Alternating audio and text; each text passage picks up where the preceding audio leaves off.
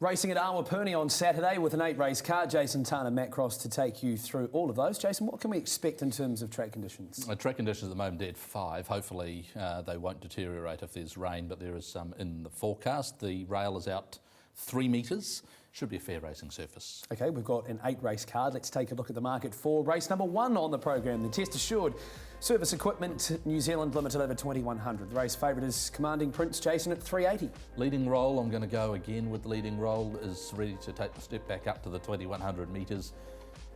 It's just a race that has so many tricks to it, this race, so it's not a heck of a lot of confidence that I plump for Leading Roll, but I'm happy to go each way with him, like a 1x2 type play. Okay, I'm going to go the same with My Gift. I think it slots in there okay with the 3 kilo claim, and the price is okay. You're getting $1.95 a place. A bit more would be nice. So over to race number 2. We'll head now. We're previewing Awapuni on Saturday. The Higgins Concrete BNZ Partners 3-year-olds. This is over 1,300 metres, $2.50 total excess, $2.80 for Maria Dior. To me, it looks a race between Total Excess and Maria Dior. I think Wiramu Pin, if he can be positive from gate 1, he could potentially control the race on Maria Dior, but that's the key, is what happens the first 100 metres. Total Excess also has speed, but I'm happy to go for that draw advantage and Wiramu Pin being able to jump and run on her. I think there was a factor with Total Excesses, that speed factor, in with the Tiaka polish on, you would imagine. Will be close to winning. Race number 3 at Awapuni on Saturday. Here's the market for it. The McDonald's Palmerston North Property Brokers 1400. Jump on there and rip into a McChicken, $2.70 for the Ripper. Always nice at any time of the day. The Ripper is well drawn, but in saying that's a horse that doesn't have too much early. Has been running super races though, really respect it. I like Ruby Love and how she's placed for this race from that barrier also. So I've decided at the prices I'll go with Ruby Love to win. Not a massive outlay, but I think she's a good win proposition at 5. I think GCG, you go back through its last campaign, had a lot of form around horses like Ophelia Lee, who's come in deep into this preparation and really stepped up. And I feel as though GCG might be able to do that, and with that run under its belt and a bit of weight off its back, worth a play around the $10, a horse that might get forward. Over we go to race number 4 on the card at Awapuni. The Hazlitt Rural Limited Smartphone Repairs 1200, $3.30 for Satin Belt for the aid of Lisa Allpress.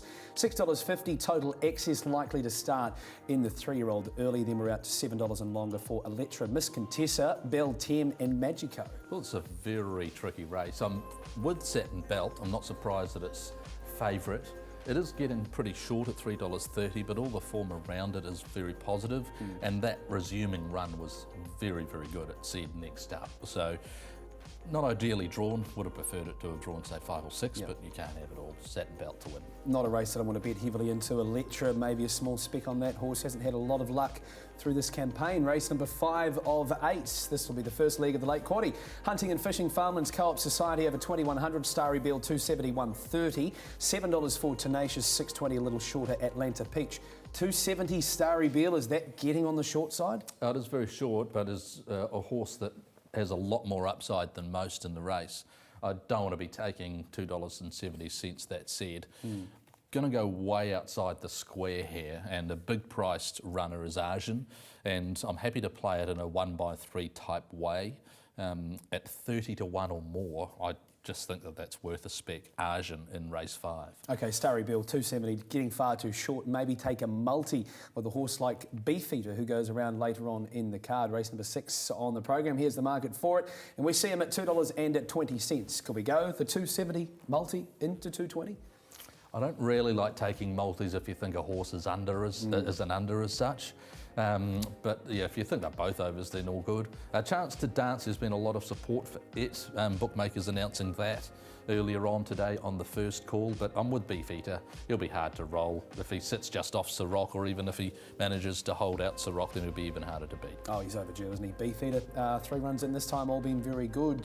Can he do it tomorrow? I think he can. Race number 7, the second to last on the card at Awapuni. This is the first leg of the double. The McVeary Crawford Harris Contracting maiden over 1550. You've just got McChicken on your mind. You were going to say McChicken, weren't you? I was going to say McChicken. You've got McChicken on your mind. 281.35 for Fearless. Where are we next best? Stunning, $6.80. I thought Stunning was worth a spec in a fresh state. I liked enough of what I saw from it last preparation that Lisa Latter would have Stunning ready to go on her home track. Candy Cross, $12. There we go. Speaking of McChickens, race You've number gone 8. Fearless? I've gone with Fearless, yeah, 1/3 on Fearless, but it He's wasn't. got to break through sometime. I didn't doesn't have he? a lot of confidence in terms of betting into the race and the prices. They've tried a whole lot of different ways of riding Fearless to try and get the result, and look, it's the type of horse that could win a maiden and then win a 65 without any dramas whatsoever, just go bang bang. That's generally what happens with those horses. Well, he's got more ability than a rating 65 horse, but he's yet to win a race. So. Okay, get out stakes. We head to the last race, number 8. The Todd Seeds, Wenham Grain and Seeds over 15.50. No McChickens in there. Wafer 4.50. If the best version of Wafer turned up out of barrier number 5, is 4.50 a fair price? Yep, for sure. The issue for this race is there's very little pace mapped in it. So Wafer, in her, like generally speaking, she doesn't have that much early either. So the positive is that she's drawn well, that she shouldn't have to settle too far from them. But it's a hard race because of the map. It's a very difficult race in that regard. But Wafer is the top pick for me. Okay, I'll go He's a Freak, 1/3 at a decent price there to round out the day at Awapuni from Jason Tan and Matt Cross. Enjoy your day on the punt.